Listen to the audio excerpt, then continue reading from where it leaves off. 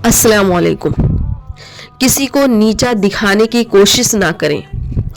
ये दुनिया बहुत बड़ी है, तरह तरह के मखलूक़ात इस दुनिया में मौजूद हैं, तरह तरह के लोग इस दुनिया में मौजूद हैं। अल्लाह पाक ने हर किसी की ज़िंदगी को बैलेंस करने के लिए कुछ अच्छाइयाँ और कुछ कमियाँ रखी हैं। हर शख्स की ज़िंदगी में सुकून और तकलीफ़ है, खुशी और गम है, लेकिन हम पर अफसोस है कि हम हमेशा तकलीफ देखते हैं। जो सुकून हमारी ज़िंदगी में अल्लाह पाक ने बख्शी है, हमारा ध्यान उस पर नहीं रहता।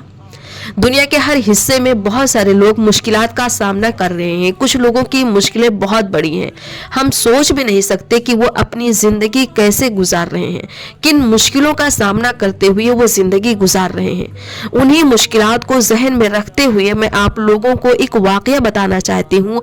आप में से बहुत सारे लोग इस वाक़ये के बारे में जानते हैं। दुनिया के हर इंसान की ज़िंदगी में कोई ना कोई मुश्किलात हैं, तकलीफ़ें हैं, कोई ना कोई मसला है। फ़र्क बस इतना है, किसी की तकलीफ़ छोटी है तो किसी की बड़ी, किसी की ज़िंदगी में कम मुश्किलात हैं, किसी की ज़िंदगी में ज़्यादा। लेकिन ये बात हमेशा याद रखें कि ज़रूरी नहीं कि हम पर जो मुश्किल वक्त आया है वो हमारे किसी किए गए गुनाहों का अजाब है, कभी नहीं। कभी कभी तो अल्लाह पाक हम पर मुश्किल वक्त डालकर हमें आजमाते हैं। हम पर जो भी वक्त गुजर रहा है, चाहे अच्छा हो या बुरा, अगर वो वक्त हमें अल्लाह के करीब करता है तो समझ लो कि ये हम पर अल्लाह का इनाम है। और अगर वो हालात हमें हमारे रब से दूर कर रहा है तो ये अल्लाह का अजाब हो सकता है। इसलिए मेरी आप लोगों से दरख्वास्त है कि हम पर चाहे जैसा वक्त आए, अच्छा या बुरा, हमें अपने रब को हमेशा याद रखना चाहिए, हमें उसके करीब जाना चाहिए, उसकी इबादत करनी चाहिए।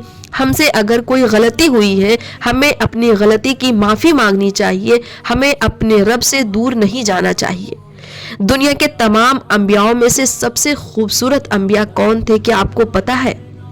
हजरत मोहम्मद सल्लल्लाहु अलैहि वसल्लम और हजरत यूसुफ अलैहिस्सलाम।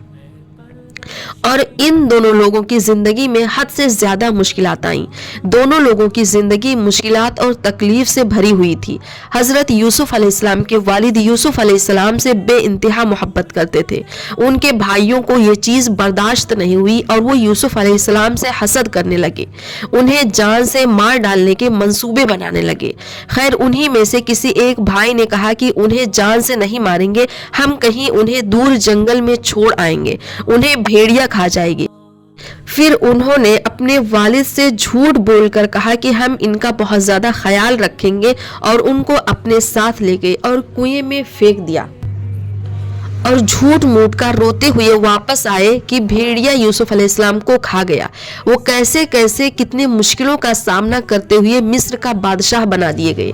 उनकी जिंदगी में बहुत मुश्किलें आई। बादशाह की बीवी उन पर किस तरह के इल्जाम लगाई, उन्हें कितने सालों तक जेल में रहना पड़ा। फिर अल्लाह पाक ने उन्हें कितनी बड़ी दौलत से नवाजा कि वो मिस्र के बादशाह बन बैठे।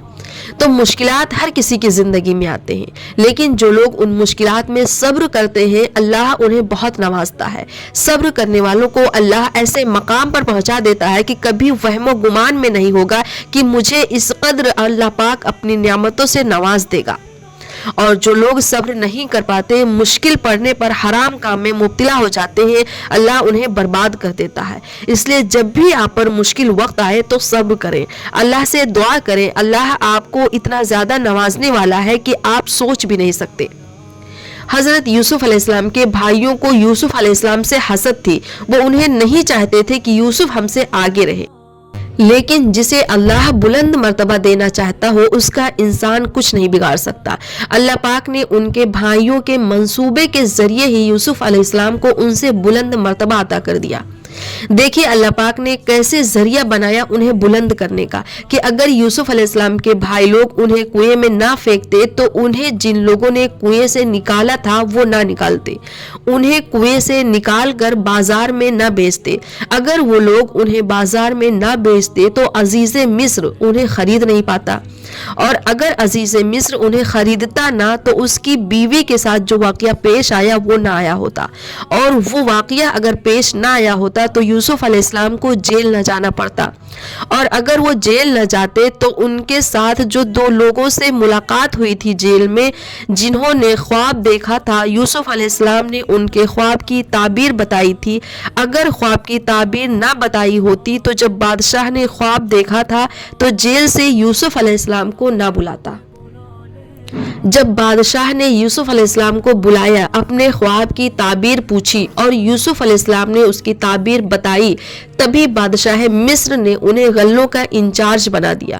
اگر انہیں اناج کے ذخیرے کا انچارج نہ بنائے تو ان کے بھائی ان کے پاس اناج لینے نہ آتے۔ اللہ پاک نے یوسف علیہ السلام کو بلند کرنے کے لیے یہ ساری سچویشن پیدا کیا۔ جو لوگ انہیں نیچا دکھانا چاہتے تھے، اللہ نے انہیں ان سے بلند کر دیا۔ اس لیے کسی کو نیچا دکھانے کی کوشش نہ کرے۔ اللہ پاک قرآن میں فرماتے ہیں جو لوگ تقوی اور صبر رکھتے ہیں انہیں کبھی اللہ پاک ضائع نہیں کرتا۔ کوئی آپ کے خلاف سازش کرے، آپ صبر کریں اور اللہ پر یقین رکھیں۔ اللہ آپ کو اپنی نظروں میں اور دنیا کی نظروں میں بہت بلند کرنے والا ہے۔ اللہ پاک ہم سب کو صبر اور تقوی اختیار کرنے والا بنائے۔ آمین ثم آمین۔